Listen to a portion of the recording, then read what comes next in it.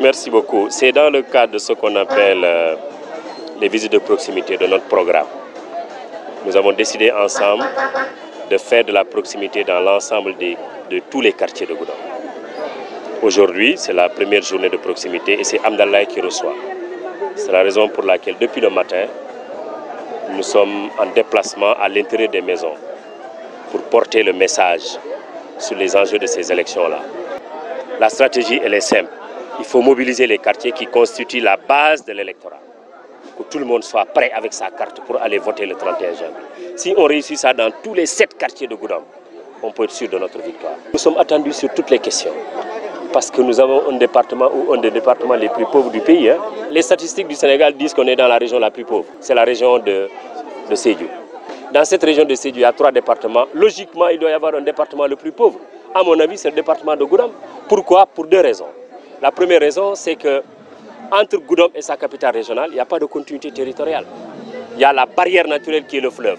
Vous regardez tous, les échanges entre le département de Goudomp se font beaucoup plus avec Ziguinchor qu'avec Sédhiou. Économiquement, Goudomp ne renforce pas Sédhiou, Sédhiou ne renforce pas Goudomp. Même nos malades, on les évacue à Ziguinchor. Alors que la capitale régionale, aujourd'hui, a un hôpital de dernière génération qui permet d'accueillir. Mais on ne va pas envoyer nos malades là-bas à cause de la barrière naturelle. Cette barrière naturelle, c'est un goulot d'étranglement. Le deuxième facteur, c'est que de tous ces 3 départements, le département de Goudomp, de par sa position géographique, est le département qui a plus subi les méfaits de la crise casamançaise. Pendant plus de 10 ans, l'économie était plombée ici dans cette région-là. Puis pendant plus de 20 ans. Tout ça a retardé aujourd'hui, a fait que Goudomp, le département de Goudomp est l'un des départements les plus pauvres. Par conséquent, dans tous les secteurs, nous avons des défis à relever. En particulier au niveau de Goudomp, mais vous avez vu l'état de nos routes. On en parle tous les jours. Aujourd'hui, on en a parlé. L'état de nos routes, ça devait être l'affaire de tout le monde. Et je pense que c'est devenu l'affaire de tout le monde. C'est ça l'important d'être ensemble. Il fera ce qu'il peut, il fera ce qu'il peut. Et il a commencé à faire ce qu'il peut. Tout le monde fera ce qu'il peut à ce niveau-là pour que ça bouge.